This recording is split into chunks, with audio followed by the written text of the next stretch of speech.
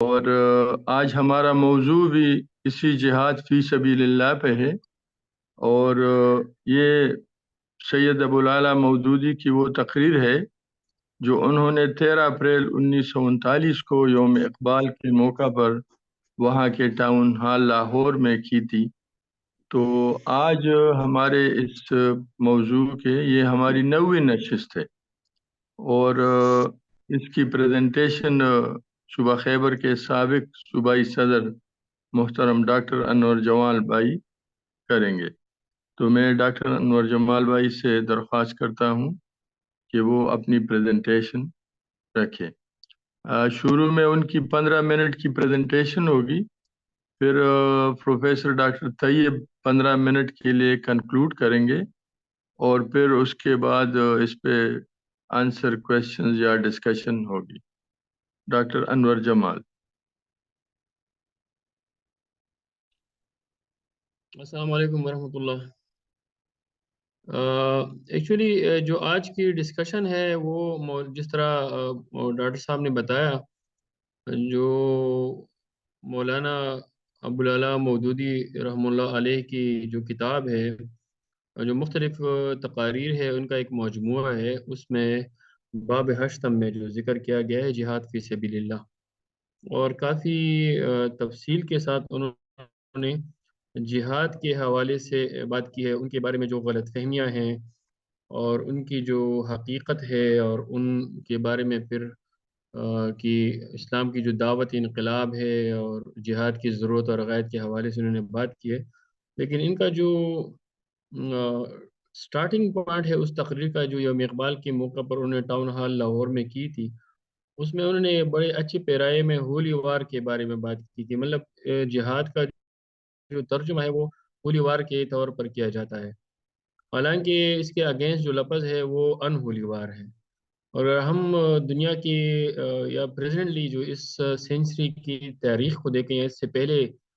تاریخ کو دیکھیں، تو جو جتنی بھی دوسرے اقوام ہے جو غیر مقدس جنگ میں ملوث ہیں، اور جو اب جو دولت اور اقتدار کی بھوکے ہیں اور ان کے ہر قسم کے اسلحے سے مسلح ہیں، اور دنیا کے مختلف ممالک پہ وہ حملے کرتے ہیں مختلف مفادات کے لیے، اور نو آبادیوں کے لیے، اور معدنیات کے لیے، اور تیل کے لیے، اور ہیرس کے لیے، ان کے ساتھ مولانا صاحب فرماتے ہیں کہ انہوں نے ایک تصویر بھی جو ہے نا مطلب گڑی ہے،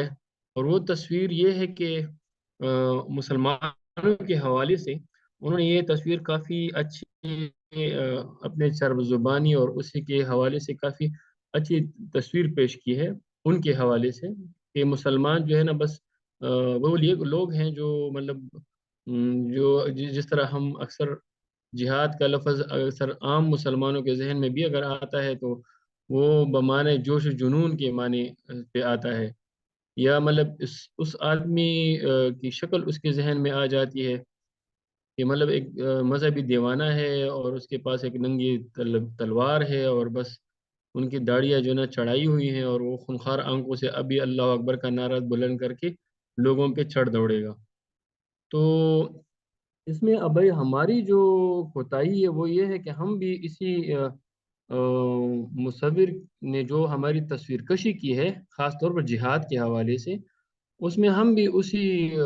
رو میں جو ہے نا بہہ گئے ہیں، اور ہم بھی جو ہے نا کہتے ہیں کہ بس ٹھیک ہے جو آپ نے تصویر پیش کی ہے، تو ہم کہتے ہیں کہ جی معذرت کرتے ہیں، ہم بلا ایسے لوگ تو نہیں ہیں کہ جنگ و قتال کریں، ہم تو پرامن مبلغ لوگ ہیں۔ اور اسی حوالے سے مولانا کا بہت اچھا کافی اچھا پیراگراف ہے اس میں، جو ڈاکٹر عبدالعزیز یان نے پچھلے دنوں واٹس ایپ گروپ میں بھی شیئر کیا ہے۔ اس کے بعد مولانا ڈاکٹر انور جمال نے کہا تھا کہ ہماری سائٹ پہ کوئی سگنل کا مسئلہ ہے، تو ڈاکٹر طیب بھائی جب تک وہ جوائن نہیں کر رہا آپ ڈسکشن کو آگے لے جائیں۔ تو جس طرح تمہید میں ڈاکٹر انور جمال نے کہا کہ یہ ایک لیکچر تھا مولانا مودودی صاحب کا، اور انہوں نے شروع میں اس کے جہاد کا وہ بیان کر دیا۔ دوسرا ہے کہ جہاد کے متعلق جو غلط فہمی ہے اس کے اسباب کیا ہے، کہ عام غیر مسلم تو مطلب اس کو ویسے ہی سمجھتے ہیں کہ یہ ایک جنگ ہے اور دوسروں کی اس پہ قبضہ کرنے کے لیے اس کے لیے، لیکن خود ہمارے مسلمانوں کے لیے بھی یہ دشوار ہو گیا ہے کہ کیوں اس میں اب لوگوں کو غلط فہمی ہے اور اس کی وجہ کیا ہے۔ اور مولانا نے اس کے لیے بیسیکلی دو وجہ بیان کی ہیں، کہ ایک یہ ہے کہ اسلام کو لوگ مذہب کے طور پہ لیتے ہیں، نہ کہ ایک دین کے طور پہ، اور دوسری غلط فہمی مولانا یہ کہہ رہے ہیں کہ لوگ مسلمانوں کو بھی ایک قوم سمجھ لیتے ہیں، جس طرح کوئی اور نیشنلٹی کی بنیاد پہ کوئی قوم ہو۔ تو ان کے خیال میں کہ جب تک یہ دو چیزیں کلیئر نہ ہو کہ اسلام ایک مذہب صرف نہیں ہے، ایک معنی جو عام اصطلاح کے اعتبار سے جس طرح باقی کوئی مذاہب ہے کہ چند عقائد یا رسومات اور ان کا مجموعہ ہوتا ہے، کہ وہ ایک ہر بندے کا اپنا ایک پرائیویٹ معاملہ ہونا چاہیے، بلکہ اسلام تو ایک پوری اس کو ضابطہ حیات اور سب چیزوں پہ رسم و رواج سے لے کر اور اپنے حکومت اور قوانین اور ہر چیز پہ لاگو کا ایک نام ہے۔ تو ایک تو یہ غلط فہمی اگر دور ہو، اور دوسرے کہ مسلمان بحیثیت یہ کوئی ایک قوم وہ نہیں ہے کہ جس طرح قوم کا ڈیفینیشن مولانا نے اس طرح کیا ہوا ہے کہ لوگ کہتے ہیں کہ یہ ایک ہوموجینس گروپ ہے جو لوگوں کے ایک جگہ پہ رہتے ہیں اور ان کے زبان ایک ہے یا کچھ رسومات اور عادات اطوار یا رشتے،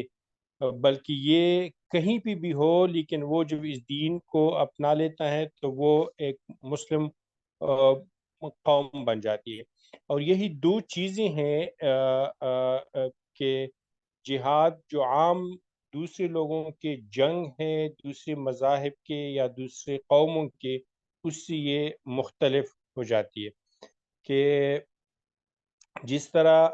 کہ جو گروہ یا قوم ہو وہ تو دو ہی وجہ سے مطلب جنگ کرے گا، تلوار اٹھائے گا یا بندوق اٹھائے گا، یا تو یہ ہے کہ اس کے جائز حقوق چھیننے کے لیے کوئی اس پر حملہ کرے، یا خود دوسروں کے جائز حقوق چھیننے کے لیے حملہ ہو۔ مطلب تو پہلی صورت اور یہ دونوں ہر جگہ پہ جو جتنی بھی بڑے بڑے جنگیں ہوئی ہیں ریسنٹ دور میں یا پہلے، یہ واضح ہیں۔ تو لیکن جہاد کی حقیقت تو بیسیکلی اس سے مختلف ہے، کہ جب ہم مسلمان قوم جس کو دین کو ہم مکمل طور پہ لیں گے اور مسلمان کو ایک پوری مسلم جہاں پہ بھی رہتے اس کو ایک قوم لیں گے، تو پھر اس کا وہ کنٹیکس چینج ہوگا۔ تو جتنی بھی یہ تو ظاہری بات ہے، تو مولانا نے یہ کیا ہوا ہے کہ اسلام جب آیا تو اس وقت ہر جگہ پہ یہ جنگ ہوتے رہتے تھے، تو اسلام نے اس کے لیے جو نام چینج کر دیا، یہ کیونکہ وہاں پہ اسی وقت عربی زبان میں اس کے لیے کوئی اور لفظ تو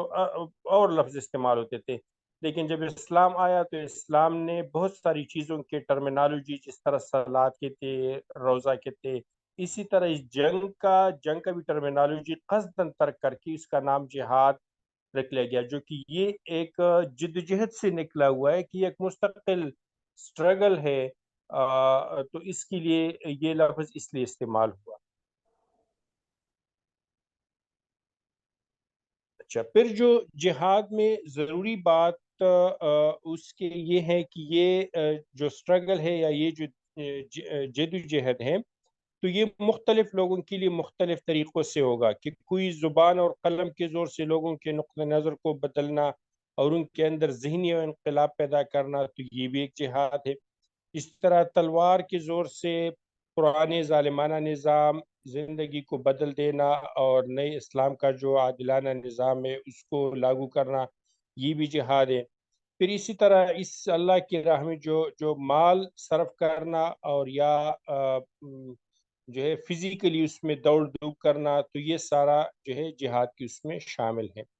لیکن اس کے لیے جو ضروری قید ہے وہ اسلام میں صرف کہیں پہ بھی آپ کو یہ جہاد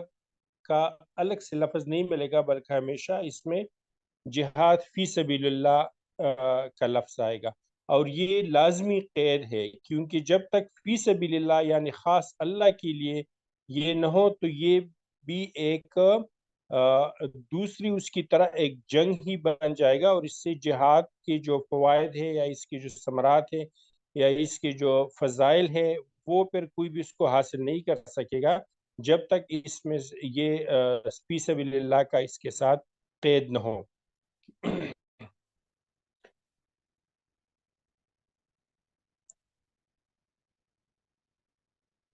جس طرح مطلب اگر آپ کوئی خیرات دے اور آپ اس نیت سے دنیا مادی اخلاقی طور پر اس کا کوئی فائدہ تو لازمی ہے کہ وہ تو پلٹ کے آئے گا یا نہیں آئے گا، لیکن جو فی سبیل اللہ کے لیے اگر ہیں تو ظاہری بات ہے کہ اللہ تعالیٰ اس پہ بہت زیادہ انعام اور اکرام دیتے ہیں۔ اور جہاد کے لیے بھی یہی ہے کہ جب تک اس کا مطلب صحابی نے یہ پوچھا بھی حضور صلی اللہ علیہ وسلم سے کہ ایک بندہ دوسری اس کے لیے جہاد کرنا اگر چاہے مال و زر حاصل کرنے کے لیے یا کچھ اور، تو کیا یہ وہ ہوگا؟ تو حضور صلی اللہ علیہ وسلم نے اس طرح فرمایا کہ نہیں، یہ نہیں ہوگا، بلکہ جہاد کا واحد جو مقصد ہوگا وہ صرف اور صرف اللہ کی رضا کو حاصل کرنے کے لیے ہوگا۔ پھر اللہ تعالیٰ خود جو فرماتے ہیں اس کے بارے میں کہ یہ جو لوگ ہوں گے جو اللہ کے راستے میں لڑنے والے ہیں،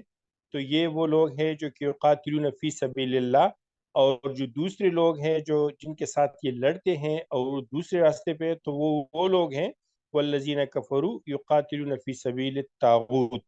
تو طاغوت جو بیسیکلی یہ تو طغیان سے نکلا ہوا ایک وہ ہے کہ جو بھی چیز اپنے حد سے تجاوز کر جاتا ہے اور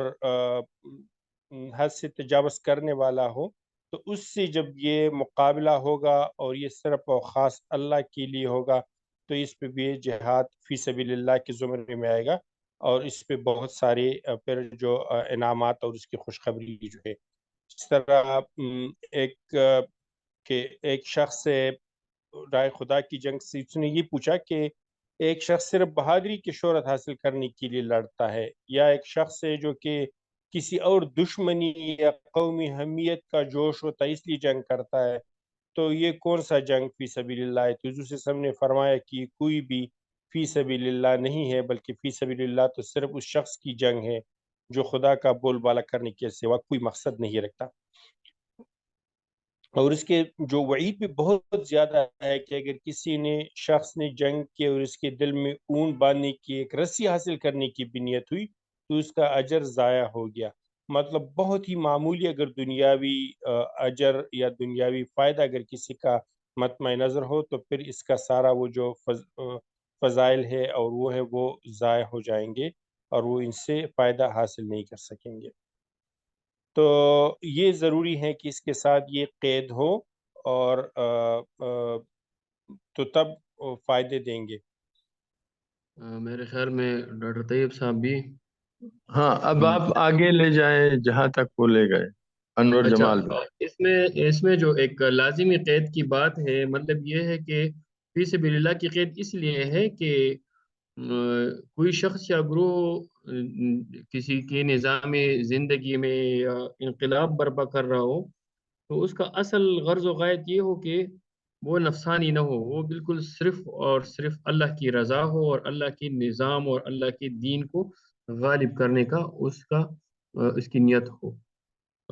ابھی ہم آگے بڑھیں گے، اس میں جو اگلے ٹاپک ہے وہ یہ ہے کہ اسلام کی دعوت انقلاب کیا ہے۔ اسلام کی دعوت انقلاب بالکل واضح ہے کہ سارے انسانوں کو مخاطب کیا جا رہا ہے۔ یا ایھا الناس اعبدوا ربکم الذی خلقکم، مطلب یہ کہ سب انسانوں کو مخاطب کرتے ہیں، ایک عالمگیر دعوت ہے۔ اور اس میں یہ ہے کہ یہ جو ایک ہی سطح پہ سارے انسان آ جائے، جس طرح سورہ آل عمران میں اللہ تعالیٰ فرماتے ہیں کہ آؤ ہم اور تم ایک ایسی بات پر جمع ہو جائے جو ہمارے اور تمہارے درمیان یکساں ہے، اور وہ یہ کہ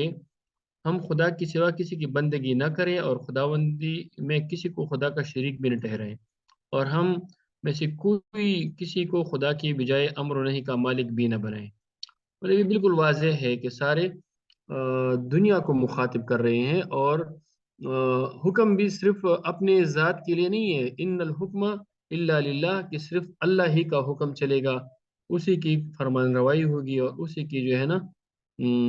احکام ہوں گے۔ مطلب ہے کہ کسی کو یہ حق نہیں پہنچتا کہ بذات خود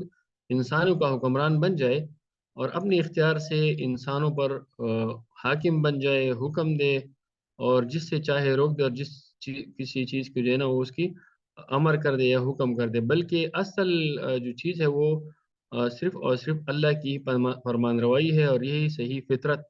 کہ جس طرح اللہ پاک نے انسان کو پیدا کیا اسی کے مطابق، اسی اللہ کی دیے ہوئے احکامات کے مطابق زندگی گزارنا، یہی ہمارا ہدف اور منبع ہے۔ اور اسی بارے میں اللہ تعالیٰ مختلف آیتوں میں حکم دیتا ہے کہ مطلب ان لوگوں کا حکم ہرگز نہ مانو جو اپنی جائز حد سے گزر گئے ہیں اور زمین میں فساد پھیلاتے ہیں اور اصلاح نہیں کرتے۔ تو یہاں پہ مطلب جو لوگ اپنے حد سے گزر جاتے ہیں اور اصلاح ان کا مقصد نہیں ہوتا، تو اللہ بھی ان سے انسانوں کو کہتے ہیں کہ ان کا بالکل بات نہ مانو۔ اور اس طرح دوسرے آیتوں میں یہی جو ہے نا ارشاد فرمایا گیا ہے کہ اگر اس خدائے واحد کی بندگی قبول نہیں کرو گے تو ان چھوٹے چھوٹے خداؤں کی عقائد سے تمہیں کبھی نجات نہ مل سکے گی، یہ کسی نہ کسی طور سے تم پر تسلط پائیں گے اور فساد برپا کریں گے۔ اصل میں اسلام کی جو دعوت ہے یا جو ہم دعوت کی طرف آتے دعوت انقلاب ہے، وہ اصل میں توحید اور خدا پرستی یہ دعوت نہیں ہے کہ صرف یہ کہ توحید اور خدا پرستی ایک مذہبی عقیدے کے طور پر ہم اس کو ایکسیپٹ کریں، بلکہ عام طور پر بالعقیدت ہے کہ اجتماعی انقلاب یا سوشل ریولوشن کی طرف دعوت ہے۔ اور ظاہر ہے ان طبقوں پر ضد پھر پڑتی ہے جو مذہبی رنگ میں بڑے پرو یا پاپا بن گئے ہیں، یا سیاسی رنگ میں بادشاہ بن گئے ہیں، رئیس بن گئے، حاکم بن گئے ہیں، یا معاشی رنگ میں مہاجن اور زمیندار، اجارہ دار اور جاگیردار بن گئے ہیں، یا جو اس طرح اعلانیہ ارباب من دون اللہ بنے ہوئے ہیں۔ تو اسی کے حوالے سے اللہ تعالیٰ فرماتے ہیں یا یہ لوگ اکثر فرماتے ہیں، جس کا ترجمہ یہ ہے کہ میں ما علمت لکم من الہ غیری۔ جی سر،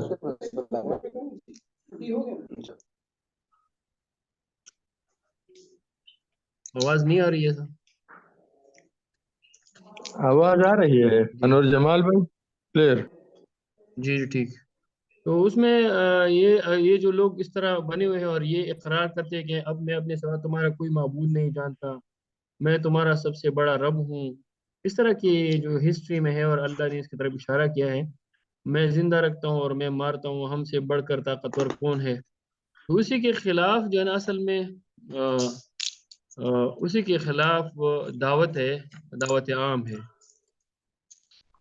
اور یہ اسلام کی جو دعوت ہے کفر، شرک اور بت پرستی کے خلاف اسلام کی دعوت خدا واحد کی بندگی اور عبودیت کے لیے اسلام کی تبلیغ ہے، براہ راست حکومت اور اس کو سہارا دینے والے یا اس کے سہارے چلنے والے طبقوں کے اغراض سے متصادم ہوتی ہے۔ مطلب یہ ہے کہ اسلام کی دعوت یہ ہے کہ ہم صرف اللہ کی زمین پہ اللہ ہی کی حاکمیت کو قائم کر دیں۔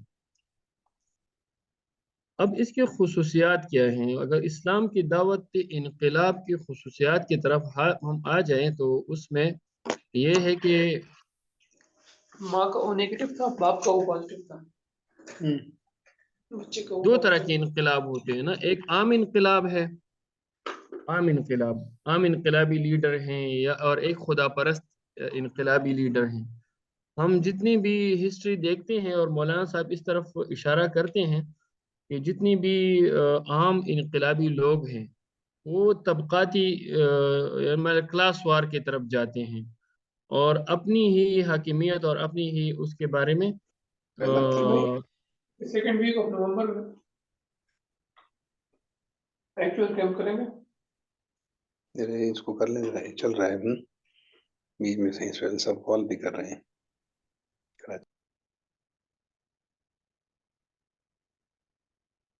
اچھا، میں اس طرف آتا ہوں کہ جو ہم ایک عام انقلابی ہے وہ یہ ہے کہ اکثر ان کا جو ہے نا ایک عدل قائم کرنا یا ایک صحیح نظام قائم کرنے کی طرف اس کا وہ رجحان نہیں ہوتا، جبکہ جو خدا پرست انقلاب ہے یا خدا پرست کا جو آئیڈیا ہوتا ہے وہ اجتماعی تعمیر نو یا سوشل ریکنسٹرکشن کی طرف اس کا ہوتا ہے۔ ایک مطلب یہ ہے کہ سب کو جو ہے نا ان کے جائز حقوق ملے، اور افراد کی باہمی روابط، فرد اور جماعت کی باہمی تعلق میں کامل توازن ہو، عادلانہ نظام ہو، اور وہ جو حکومت ہے یا جو سسٹم ہے وہ براہ راست خدا کی ہدایت کے تحت کام کرے، جبکہ دوسری سائڈ پہ عام انقلابی جو ہے نا وہ اپنی ذاتی اغراض و مقاصد کے لیے جو ہے نا اس کو مسلط کرنا چاہتا ہے۔ تو اسلامی دعوت ایک عالمگیر وہ ہے اور ایک سوشل ریکنسٹرکشن کی طرف جو ہے نا جاتی ہے۔ اب یہاں پہ ایک کوشچن، اس کا جواب بھی مولانا صاحب نے دیا کہ جہاد کی کیوں ضرورت ہے، اس کی غائد کیا ہے، کیوں یہ ضروری ہے، ہاں کہ ہم کیوں جہاد کی طرف جائیں اور یہ مسلسل سٹرگل کر لیں۔ وہ آلریڈی اس نے کلیئر کیا ہے مولانا مودودی صاحب نے کہ اسلام محض ایک مذہبی عقیدہ یا چند عبادات کا مجموعہ نہیں ہے، اور جس طرح ڈاکٹر طیب صاحب نے بھی فرمایا، بلکہ اصل میں یہ جو ہے ایک سسٹم ہے جو دنیا سے تمام ظالمانہ اور مفسدانہ نظام کو مٹانا چاہتی ہے، اور اس کی جگہ پہ کیا کرنا ہے، اس کی جگہ پہ ایک اصلاحی پروگرام نافذ کرنا چاہتی ہے جو انسانیت کی فلاح و بہبود کے لیے سب سے بہتر ہو۔ اور جس طرح پہلے صفحات میں مولانا صاحب نے فرمایا کہ اس تعمیر اور اصلاح کے لیے وہ کسی ایک قوم یا گروہ کو جو ہے نا ٹارگٹ نہیں کرتی، بلکہ تمام انسانوں کو دعوت دیتا ہے، چاہے وہ ظالم ہے یا مظلوم ہے، کہ ان کو جو ہے نا چاہے بادشاہ یا رئیس ہے کہ آؤ اور اس جائز حد کے اندر رہنا قبول کر لو جو تمہارے خالق نے تمہارے لیے مقرر کیا ہے۔ اب جب یہ دعوت ہم دیتے ہیں تو ظاہر ہے اس کے لیے سب سے پہلے ہم ایک جماعت بنا دیتے ہیں، اور جماعت کے بعد جو ہے نا اس جماعت جس کو ہم ایک اسلامی جماعت یا امت مسلمہ کہتے ہیں، اور جب یہ پارٹی وجود میں آتی ہے اور اس کو ہم منظم کر دیتے ہیں تو ان کے وجود کا تقاضا یہ ہے کہ ان کو محفوظ کیا جائے، ان کے جو ہے نا محفوظ کیا جائے، اور ان کے حفاظت کے لیے یہ ضروری ہے کہ ان کے پاس حکمرانی کے جملہ اختیارات ہوں جس سے ان کو بھی تحفظ مل سکے اور اللہ کا کلمہ جو ہے نا وہ بھی مطلب بلند ہو۔ باقی قرآن کی طرف اگر ہم نظر دوڑاتے ہیں تو وہاں پہ بھی یہ واضح ہے کہ اللہ پاک نے سورہ آل عمران میں آیت نمبر 110 میں ارشاد فرمایا ہے کہ تم ایک بہترین امت ہو جسے نو انسانی کے لیے نکالا گیا ہے۔ یہاں پہ بھی انسان ہی مخاطب ہے کہ نو انسانی کے لیے نکالا گیا ہے، تم نیکی کا حکم دیتے ہو اور بدی سے روکتے ہو اور خدا پر ایمان رکھتے ہو۔ یہاں پہ اکثر تھوڑا سا مولانا مودودی صاحب نے کلیئر بھی کیا ہے کہ یہاں پہ یہ مطلب نہیں کہ یہ ایک مذہبی تبلیغ کرنے والے واعظین ہیں یا پریچرز ہیں یا مبشرین یا مشنریز ایک جماعت ہے، بلکہ آگے انہوں نے قرآن ہی کے حوالے سے بات کی ہے کہ لِتَكُونُوا شُهَدَاءَ عَلَى النَّاسِ، کہ مطلب آپ خدائی فوجداروں کی ایک جماعت ہیں اور ان کا کام یہ ہے کہ دنیا سے ظلم، فتنہ، فساد، بد اخلاقی، طغیان اور ناجائز اتفاق کو بزور مٹا دے، اور یا جو لوگ ارباب من دون اللہ کا اقرار کرتے ہیں یا وہ اعلان کرتے ہیں تو ان کی خداوندی کو ہم ختم کر دیں۔ اور بہت سے آیات میں یہاں پہ سورہ بقرہ میں، سورہ الانفال میں اور سورہ توبہ میں کلیئرلی ذکر ہے کہ وَقَاتِلُوهُمْ حَتَّىٰ لَا تَكُونَ فِتْنَةٌ وَيَكُونَ الدِّينُ لِلَّهِ، یا دوسری جگہ فرمائیں کہ اگر تم ایسا نہ کرو گے تو زمین میں فتنہ ہوگا اور بڑا فساد برپا رہے گا۔ مطلب کہ اگر آپ یہ ظلم، فتنہ، فساد، بد اخلاقی، طغیان کو بزور بازو نہیں مٹاؤ گے تو اللہ پاک خود فرماتے ہیں کہ اس سے بڑا فساد برپا رہے گا۔ اور جس طرح سورہ توبہ میں کلیئرلی بتایا گیا ہے کہ وہی خدا ہے جس نے اپنے رسول کو دنیا میں زندگی بسر کرنے کا سیدھا راستہ اور حق کی اطاعت کا صحیح ضابطہ دے کر بھیجا ہے، تاکہ تمام اطاعتوں کو مٹا کر اسی ایک اطاعت کو سب پر غالب کر دے۔ مطلب یہاں پہ حضور نبی کریم صلی اللہ علیہ وسلم کے بعثت اور ان کو مبعوثیت کا جو اصل مقصد اور منتہا ہے وہ بھی یہی ہے کہ جتنی بھی اطاعت ہے ان کو ختم کر دے اور صرف اللہ کی اطاعت میں سب کو اللہ کی اطاعت کو سب اطاعتوں پر غالب کر دے، خواہ وہ لوگ اس پر راضی نہ ہو، اور جو خداوندی میں دوسروں کو شریک ٹھہراتے ہیں وہ بھی راضی نہ ہو۔ ہاں، ولو کرہ المشرکون کا جو لفظ آیا ہے یہاں پہ، ایک چیز اپنے کولیگ سے وہ کروں کہ جہاد کے بارے میں قرآن کا صریح فتویٰ سورہ توبہ کے آیت نمبر 43 اور 45 میں ہے، اور مولانا مودودی صاحب نے اس کے بارے میں کلیئرلی بتایا ہے کہ جو سورہ توبہ کی آیت نمبر 43 سے 45 کا اگر ہم دیکھیں، اس کی تفسیر دیکھیں، تو اس میں مولانا صاحب نے بھی لکھا ہے، اور یہ ایک صریح فتویٰ ہے جہاد کے حوالے سے، کہ اپنے اعتقاد اور کنوکشنز، جو آپ کا عقیدہ ہے یا جو آپ کا جو ایمان ہے، وہ اس میں کسی جماعت کے صادق ہونے کا واحد معیار یہ ہے کہ وہ جس مسلک پر اعتقاد رکھتے ہو اس کو حکمران بنانے کے لیے جان و مال سے جہاد کریں۔ اگر تم مسلک مخالف کی حکومت کو گوارا کرتے ہو تو یہ اس بات کی قطعی دلیل ہے کہ تم اپنے اعتقاد میں جھوٹے ہو، اور اس کا فطرہ نتیجہ یہ ہے کہ یہی ہو سکتا ہے کہ آخرکار اسلام کے مسلک پر تمہارا نام نہاد عقیدہ باقی نہ رہے گا۔ یہ قرآن کے آیات سے ایک نچوڑ جو ہے نا مولانا صاحب نے اس پیراگراف میں شامل کیا، اور اسی کی دلیل کے طور پر حضور نبی کریم صلی اللہ علیہ وسلم کی ایک حدیث بھی بیان کی ہے، اور جس میں حضور نبی کریم صلی اللہ علیہ وسلم فرماتے ہیں کہ اس خدا کی قسم جس کے ہاتھ میں میری جان ہے، یا تو نیکی کا حکم دینا اور بدی سے روکنا اور بدکار کا ہاتھ پکڑنا اور اسے حق کی طرف بزور موڑنا ہوگا۔ یہاں پہ دیکھیں آپ ساتھی اسی طرف توجہ دیں کہ اسے حق کی طرف بزور مڑنا ہوگا، یا پھر اللہ کے قانونی فطرت کا یہ نتیجہ ظاہر ہو کر رہے گا کہ بدکاروں کے دلوں کا اثر تمہارے دلوں پر بھی پڑ جائے گا اور ان کی طرح تم بھی ملعون ہو کر رہو گے۔ تو اللہ اس ملعونیت سے ہمیں بچائیں اور ہمیں توفیق دے کہ ہم جو ہے نا اپنے عقیدے اور مسلک کے لیے اپنے جان و مال سے جہاد بھی کریں اور اس کو غالب بھی کریں۔ اب یہاں پہ جو انقلاب کی ہم بات کرتے ہیں، چینج اور ریولوشن کی بات کرتے ہیں، سوشل آرڈر کی جو بات کرتے ہیں، مولانا صاحب فرماتے ہیں یا ورلڈ ریولوشن کی بات کرتے ہیں، تو یہ وہی آیات اس کے بارے میں جو ہے نا مولانا صاحب نے فرمائے ہیں، جو ہمارے محترم ڈاکٹر صاحب قاسم نے تلاوت میں بھی وہ تلاوت کی کہ تمہیں کیا ہو گیا ہے کہ تم خدا کی راہ میں ان مردوں، عورتوں اور بچوں کے لیے نہیں لڑتے جنہیں کمزور پا کر دبا لیا گیا ہے، اور جو دعائیں مانگتے ہیں کہ خدایا ہمیں اس بستی سے نکال لے جن کے کار فرما ظالم ہے، اور ہمارے لیے کوئی دوست اور ہمارے لیے کوئی مدد جو ہے نا پہنچا دے، جو سورہ نساء کی آیت نمبر 75 میں کلیئرلی مینشن ہے۔ اور دوسری بات یہ ہے کہ اس میں جو چیز ہے عالمگیر انقلاب کی، وہ اصلاح عمومی ہے، مطلب یہ کہ ہم اس میں عمومی اصلاح کی جو ہے نا اور تحفظ خودی، یہ ہمارا جو جہاد کا فلسفہ ہے اس میں دو چیزیں ہیں۔ ایک یہ ہے کہ سارے جتنی بھی نوع انسانی ہے ان کی عمومی اصلاح ہو جائے اور وہ دوسرے عبادت اور اطاعتوں سے کٹ کر کے اللہ کی اطاعت میں آ جائے، اور دوسری بات یہ ہے کہ اس میں ہماری اپنی خود ہی جو ہے نا ہمارا اپنا تحفظ بھی ہے، جس طرح حضور نبی کریم صلی اللہ علیہ وسلم نے فرمایا ہے کہ اگر آپ اس آہستہ آہستہ اس میں بھی جو ہے نا مسلک مخالف کی حکومت اگر قائم ہے اور تم اس کے قائم رہنے میں مددگار ہو اور اس پہ جو ہے نا تو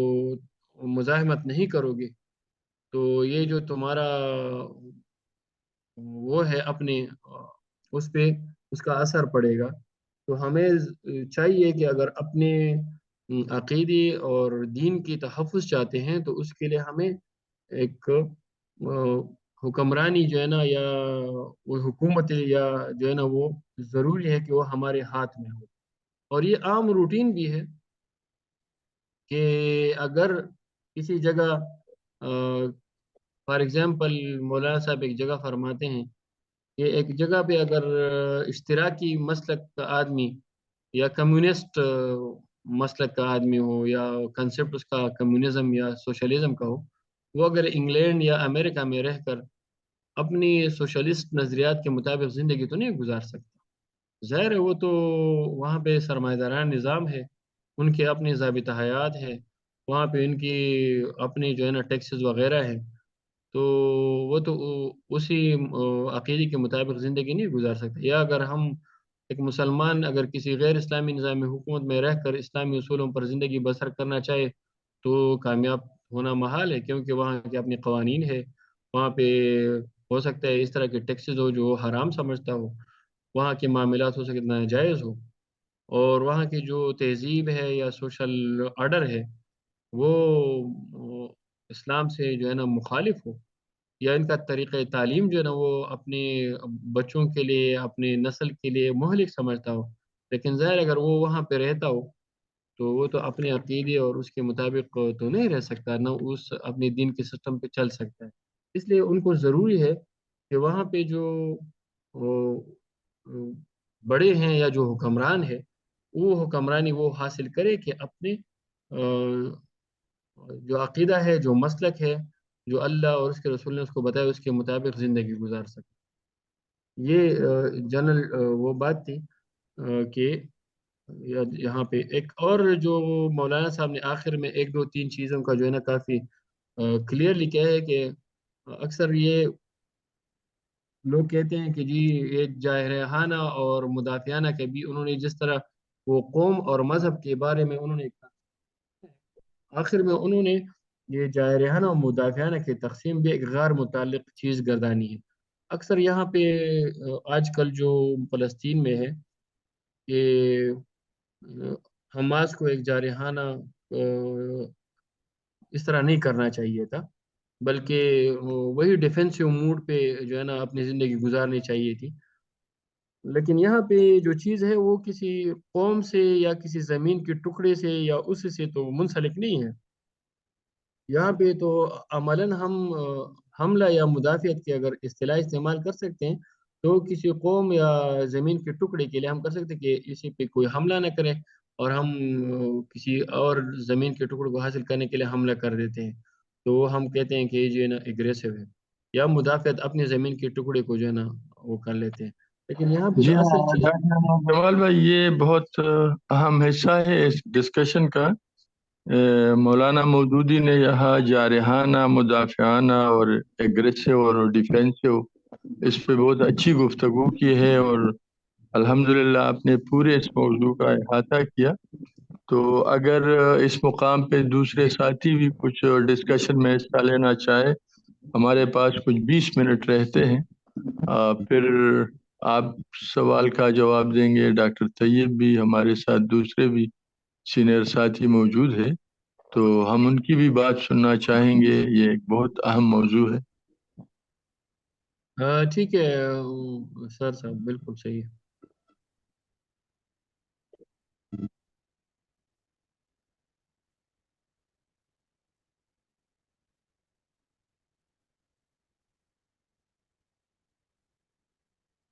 السلام علیکم. وعلیکم السلام. اچھا، یہ جو آج کا چیپٹر ہے یہ ظاہر ایک تقریباً تلخیص ہے جو پوری کتاب ہے جہاد فی سبیل اللہ کی، تقریباً جو اس سے پہلے لکھی جا چکی تھی. ظاہر وہ تو ایک ضخیم کتاب ہے اور یہ ایک چیپٹر ہے، لیکن اس میں مولانا نے دریا کو کوزے میں بند کر دیا ہے. لیکن اس کو پڑھنے کے بعد میں تو بڑا ایک عجیب اضطراب کی کیفیت کا شکار ہو گیا ہوں، کیونکہ جو کچھ مولانا نے اس میں ایک اسلامی جماعت کے متعلق ہدایت دی ہیں، یا جو انہوں نے جو کچھ بھی اس کی موڈس آپرینڈی یا ڈائریکشن آف ورک یا جاب ڈسکرپشن اس کا جو بیان کیا ہے، ایسا لگتا ہے کہ ہم تو اس سے بڑے کوسوں دور چلے گئے ہیں، اور ہمارا جو بھی آبجیکٹیوز ہیں وہ بہت حد تک جو ہے وہ تبدیل ہو گئے ہیں، اور ہم جو ہے وہ ایک عجیب سے ہم نظام اور اس کے ساتھ جو ہے وہ چلنے میں ہم تیار ہیں، اور ہم کوئی اس کی مخالفت نہیں کرتے ہیں۔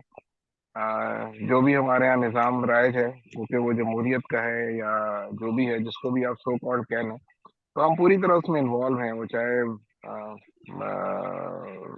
ضلعی لیول کا ہو، کونسلر لیول کا ہو، پروونشل ہو یا federal who. We are a part and parcel of it, and we do participate in that with full enthusiasm. ایک چیز دوسری چیز یہ کہ ایک چیز جو مجھے بہرحال ایک چیز ہمیشہ سے مجھے ہو سکتا ہے کوئی میری اس مشکل کو دور کر سکے، ایک تو پہلا پوائنٹ تو یہ تھا۔ دوسری چیز یہ کہ جیسے اس میں بھی انہوں نے بیان کیا ہے کہ کوئی بھی شخص ذمہ داری کو لینے کو تیار نہیں ہوتا ہے، اور پھر حضرت عمر ہوں یا حضرت ابوبکر صدیق ہوں رضی اللہ تعالیٰ عنہ اجمعین، یا کوئی بھی ہو، اس کو کوئی بھی عہدہ، خواہ وہ سرکاری ہو یا غیر سرکاری ہو، اس کو لینے میں تعامل ہمیشہ رہتا ہے، ظاہر ایک بڑی ذمہ داری ہوتی ہے۔ اچھا، ہمارے ہاں یہ ہوتا ہے کہ جب ہم میں سے کسی کو یا کوئی بھی شخص ہمارے ہاں سے کسی شورا کا صدر یا کسی یا مرکزی یا صوبائی یا ایون لوکل علاقے کا ناظم بنایا جاتا ہے، تو بڑا ایک عجیب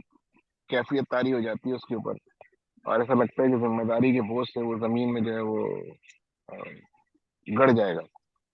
لیکن جب بات ہمارے جمہوری نظام کی آتی ہے تو ہم جو ہے وہ بڑے زور و شور سے جو ہے وہ اپنے لیے کیمپین بھی کرتے ہیں اور الیکشن بھی لڑتے ہیں، اور ہم یہ ووٹ بھی مانگتے ہیں، اور ہم کہتے ہیں کہ ہمیں منتخب کرو۔ تو یہ جو ہے وہ ایک مطلب ایک عام زبان میں کہا جائے نا، اس کو کیا یہ کھلا تضاد نہیں ہے؟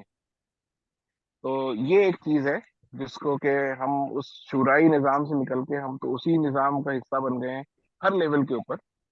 ماں سوائے اس کے کہ اگر ہم ایک وہی آدمی ہے جس کو علاقے کا ناظم بنایا جاتا ہے تو وہ رو رو کے اپنا حالت بری کر لیتا ہے کہ یار میرے اوپر پتہ نہیں کیا ہو گیا، لیکن وہی آدمی اگلے دن کھڑے رہ کر اپنے لیول کا جو بھی ایک کاؤنسلر ہے یا پروونشل اسمبلی کا ممبر ہے یا میئر ہے یا اس کے لیے جو ہے وہ ووٹ مانگ رہا ہوتا ہے، اور اس کے متعلق کہتا ہے کہ نہیں مجھے ہی آپ ووٹ دیں۔ تو یہ ایک کھلا تضاد ہے۔ تو اس میں میرا خیال ہے کہ تھوڑا سا اگر وقت ہے اور کوئی اس پہ اظہار خیال کرے اور میری اس مشکل کو دور کرے تو میں بڑا ممنون ہوں گا۔ جزاک اللہ۔ عزیز بھائی، میں کچھ عرض کرنا چاہتا ہوں۔ جی جی جی اورنگزیب بھائی۔ میرا خیال ہے کہ محترم عاطف حفیظ بھائی نے جو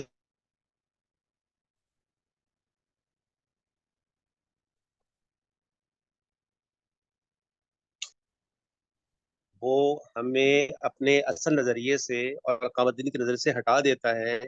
اور اس سے کوئی متضاد عمل ہے، تو یہ ایک ایسا سوال ہے کہ اس کے لیے جو ہے الگ سے 3 گھنٹے کا سیشن چاہیے، اس پہ تو بات اس وقت 10 منٹ میں ہو ہی نہیں سکتی۔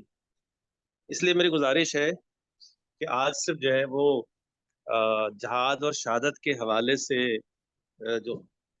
مولانا کا فلسفہ ہے اس پہ بات کی جائے۔ جی صحیح۔ سر ڈاکٹر صاحب عبدالعزیز صاحب، میں اگر ایک بات کروں، اس کا جو عاطف حفیظ صاحب کی بات ہے اس کو صرف 2 منٹ لوں گا، اچھا باقی ساتھی بھی ان کی کوشچن ہے۔ مولانا صاحب کی اس مقالے میں یا اس لیکچر میں ان کا جواب ہے کہ ایک تو جو تصویر کشی کی گئی ہے اسلام کی، مطلب بحیثیت قوم اور بحیثیت، جس کو پروفیسر طیب صاحب نے پیش کیا،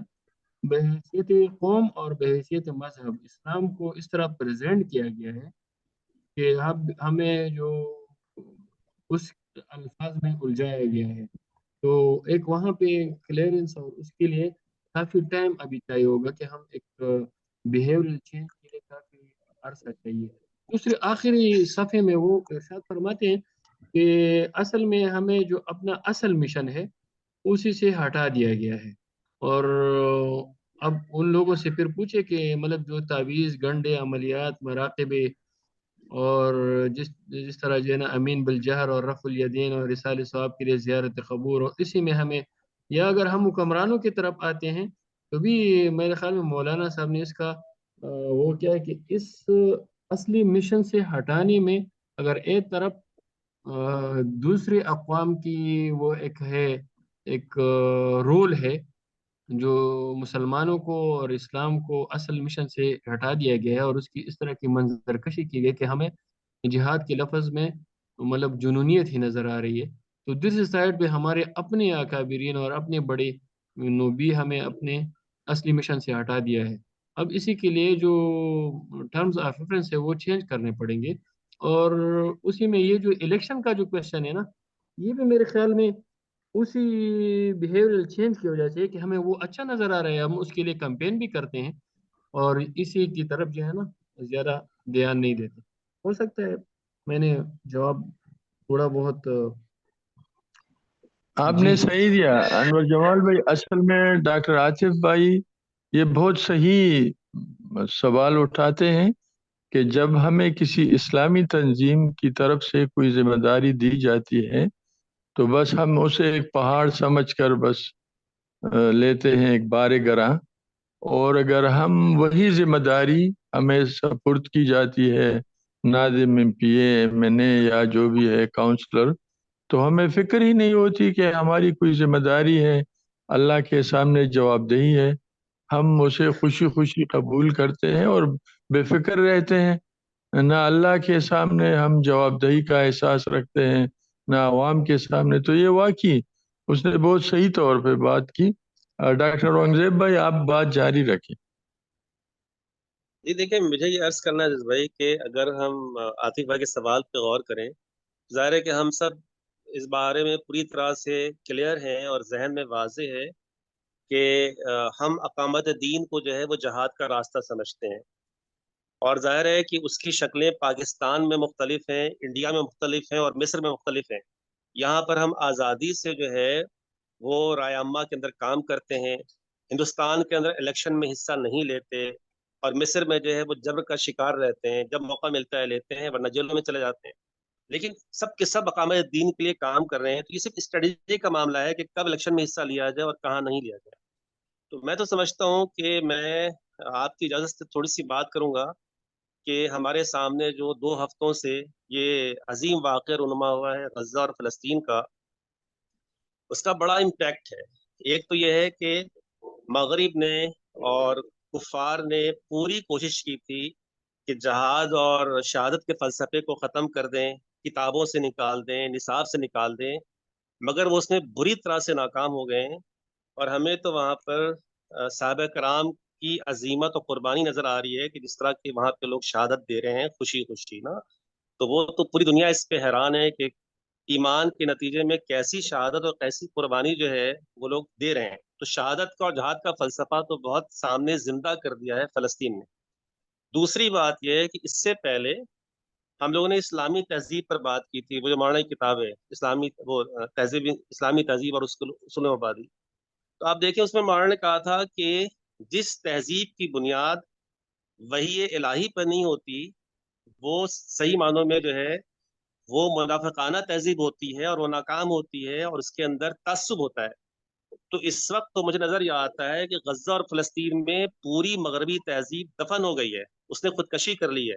क्या डेमोक्रेसी, क्या पीस, क्या ह्यूमन राइट्स, सबकी ऐसी तैसी हो गई है गजा के अंदर। तो ये मगरबी तहजीब है,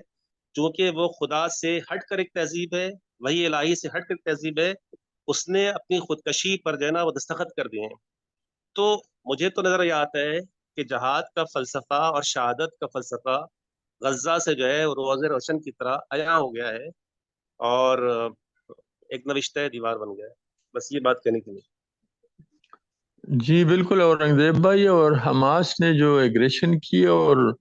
उसने यहूद की जो जालिमाना शक्ल थी वो पूरी दुनिया के सामने आश्कारा की। और ख़ुद मुसलमान मुल्क जो उनके साथ मुआहदे और एग्रीमेंट वगैरह की तरफ बढ़ रहे थे, वो शर्म के मारे अब पीछे झुक जाएंगे इंशाल्लाह, और झुक रहे हैं। अभी अभी ना एक प्रोग्राम किया है समिया राहिल काजी ने जमात इस्लामी खवातीन की तरफ से। तो उसमें जनाब खालिद मशल साहब की जो बहन है ना, उनको ऑनलाइन उनकी तकरीर थी। बहुत ही ज़बरदस्त थी, बहुत ही भरपूर जो है ना वो ईमानी जज्बे से और बहुत ही इल्म फजल के एतबार से। तो एक बहन ने सवाल किया कि हम खुद चाहते हैं कि हम वहाँ पे जहाद में शरीक हो जाएं, हम क्या कर सकते हैं? तो उन्होंने कहा कि देखें, जो लोग गज्जा में कर रहे हैं उन्हें जहाद करने दें, आप उनके लिए माली इमदाद करें, आप उनके लिए राय हमवार करें, ये आपका जहाद। जी हाँ, माली इमदाद के बारे में आप देखते हैं कि इस वक्त पाकिस्तान में अल्हम्दुलिल्लाह अल खिदमत फाउंडेशन लीड पे है, लोग उन पे एतमाद करते हैं। और आप खुद आसपास देखते हैं कि कोई किसी भी पार्टी में है, उनकी कोई भी सोच है, लेकिन वो अल खिदमत पे एतमाद करते हैं। और सब आप उनको यानी दिलो जान से लोग डोनेशंस दे रहे हैं, चाहते हैं कि किसी तरह हमारे फ़लस्तीन वो के भाइयों की हम मदद करें। समिया राहिल काजी बहन ने कहा कि लाहौर में ना एक खातून आई, उन्होंने 50 तोला सोना दे दिया, और एक छोटी सी बच्ची आई जो कि कबाड़े चुनती थी, और उसके कान में जो है ना वो एक सोने की बाली थी, उसने उतार कर वो दे दिया कि ये आप गज्जा में जो किसी बच्चे को दे दे मेरी तरफ से। तो इस तरह की मिसालें सामने आती हैं। माशाअल्लाह।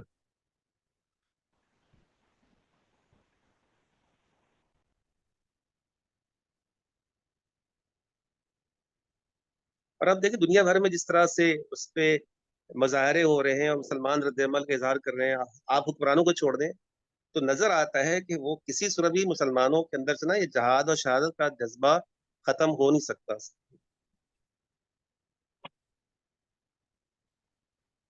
बिल्कुल सही, ऐसा ही है औरंगजेब भाई।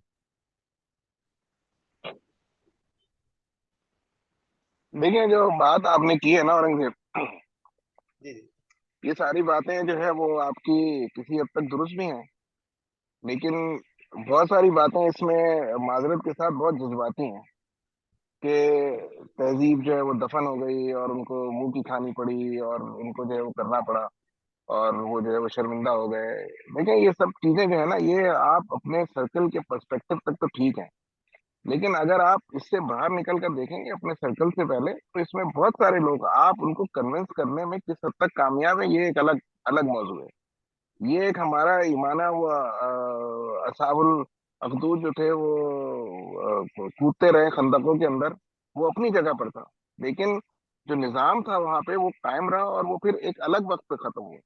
तो फिल वाकया in this particular point of time आप जो है वो इसको ये नहीं कह सकते कि ये जो है वो बिल्कुल बरतरी कायम हो गई और अब इसके बाद जो है वो इस्लाम की निशात सानिया जो है वो आ जाएगी। देखें, ये जो जिहाद है आज, मैंने जो what I have heard today, मुझे नहीं पता कि उसमें कितनी सदाकत है या नहीं है, लेकिन बाइडन ने जो है वो $30 बिलियन और उसका आर्सेनल जो है वो सारा जो है वो बैकअप किया है, और उन्होंने कहा है, उसने कहा है कि यरूशलेम जो है वो डेफिनेटली अल-कुद्स जो है वो उसका दारुल खिलाफा बनेगा, और इसमें कोई दो बात नहीं है, and we are banking that with all bye all means. तो देखें, ये तहजीब जो है हमें उसका मुकाबला करने के लिए बहुत सारी चीजें जैसे उस बच्ची ने दे दी, इस तरह के जज्बात हर दफा नजर आते हैं, लेकिन ये एक बहुत महदूद प्रैक्टिस है, आई एम सॉरी टू से, और इसके अंदर जो है ना वो जज्बातियत का अंसर जो है वो ज्यादा है। आ, जो ग्राउंड रियलिटी है वो ये है कि मुसलमानों की अक्सरियत, मैं पर्टिकुलरली कह रहा हूँ अक्सरियत, आप अपने हल्के को छोड़ दें, कुछ वो लोग जो मजहबी रुझान रखते हैं, अक्सरियत जो है वो आज भी ये सवाल उठा रही है। उसका मैं नहीं कह रहा,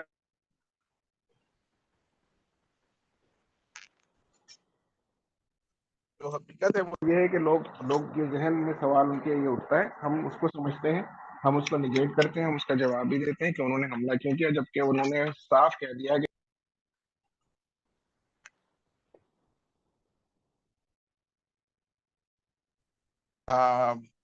जो है वो वहां पे स्पेस जो है वो देना मुश्किल हो रही है।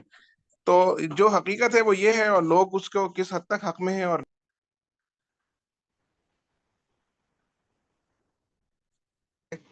मौजूद है चंद उसमें, जो जाहिर है उसमें सेनेटर्स भी हैं, पार्लियामेंट भी हैं, हम भी बहुत खुश होते हैं तकरीरें सुन के, लेकिन बाय एंड लार्ज वहाँ सूरत हाल ये है कि मैं इसके अपोजिट बता दूं कि ابھی بھی وہاں ایک بڈھے نے 70 سالہ آدمی نے امریکہ میں 8 سالہ بچی کو مسلمان کو قتل کر دیا. تو میری بھانجی پڑھتی ہے وہاں پہ, میری بھانجی رہتی ہے, اس کی جو بچی ہے میری سمجھے نواسی میں, اس کو اسکول میں جو ہے وہ بولا کہ یو آر اے ٹیررسٹ. اس نے کہا کیوں؟ کہ بیکاز یو آر اے مسلم. تو صورتحال تو اس طریقے کی ہے دنیا میں. ہم اس سے صرف نظر نہیں کر سکتے, ہم اس سے آنکھیں بند نہیں کر سکتے. اس کے لیے ہمیں جو جدوجہد ہے وہ صرف یہ نہیں ہے کہ ہم جہاد میں کود پڑے, ہم نے وسائل دے دیا اور آج ہم نے کر دیا. اس کے لیے ایک پوری کمپریہنسو اس جہاد کے لیے پلاننگ کی ضرورت ہے جو ہمارے مفقود ہے. اور وہ مفقود یہ ہے کہ آپ کو ٹیکنالوجی میں, سائنس میں, دوسرے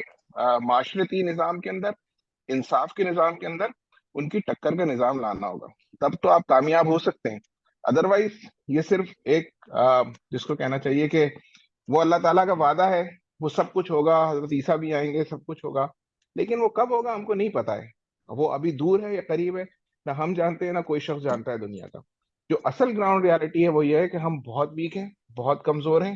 اور ہم ان کا مقابلہ ابھی نہیں کر پاتے. ہمارا جو اصل ٹارگٹ ہے وہ جہاد ہمارا جو ہے نا, وہ صرف پیسے دے دینا, مالی امداد دے دینا, یہ نہیں ہے, بلکہ ہمیں اپنے آپ کو اس لیول پہ لانا ہو کہ جہاں پہ ہم ان کا مقابلہ کر سکیں. یہ اصل چیز ہے.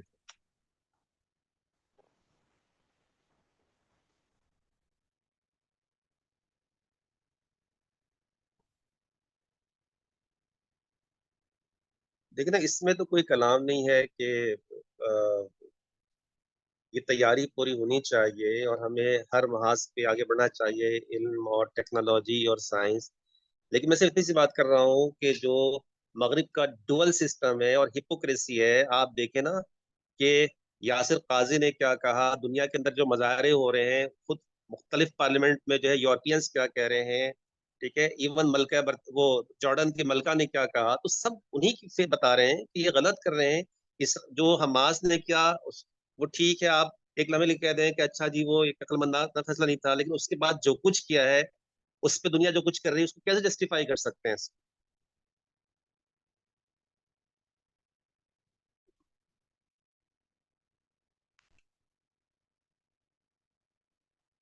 اور 70 سالوں سے جو اس کے ساتھ ہو رہا تھا فلسطین کے ساتھ, اس پہ دنیا کیا کر رہی تھی اس پہ؟ بھائی میں آپ سے یہی تو کہہ رہا ہوں کہ وہ آپ اس کو وہ جسٹیفائی نہیں کر سکتے, لیکن آن دا کنٹریری ان کو وہ اس چیز کی ضرورت ہی محسوس نہیں کرتے کہ وہ اس کو جسٹیفائی کریں. اصل چیز یہ ہے.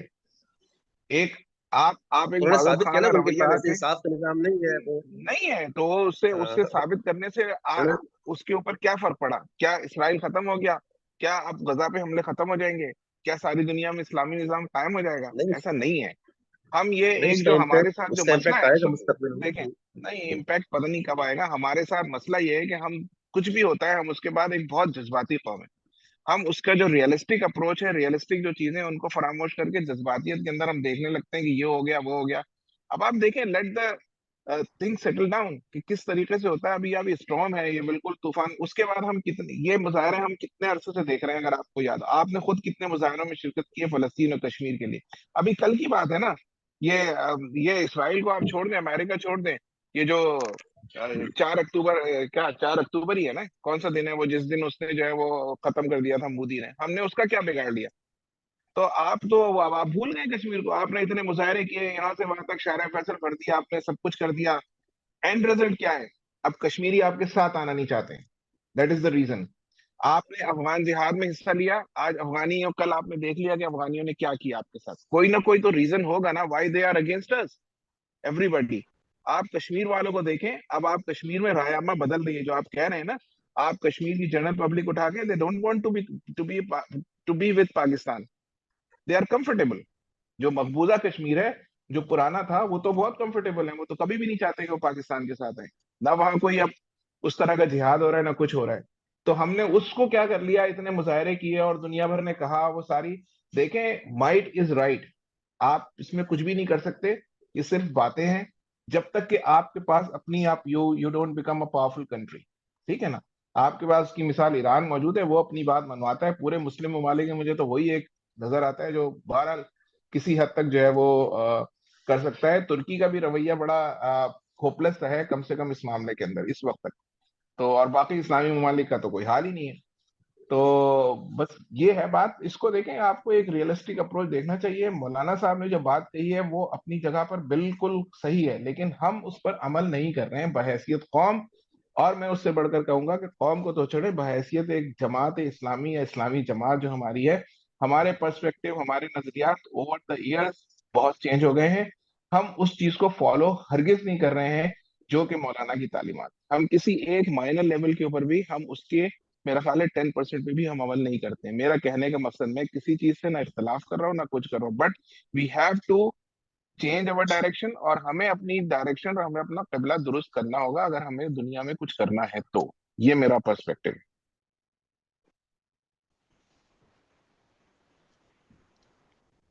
جی ہاں عاطف بھائی, آپ نے بالکل صحیح, جو